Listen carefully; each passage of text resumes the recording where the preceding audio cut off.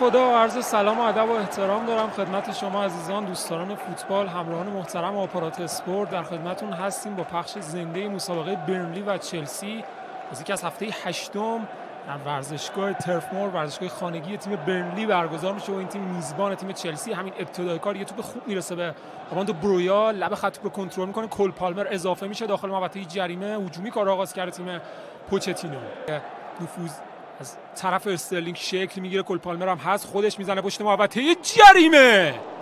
رحیم استرلینگ از کنار دروازه خطرناک شوتش به بیرون میره.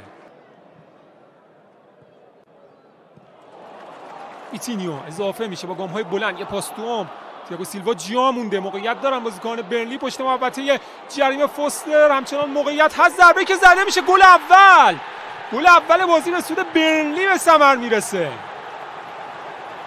برنلی 1 چلسی 0. این سمت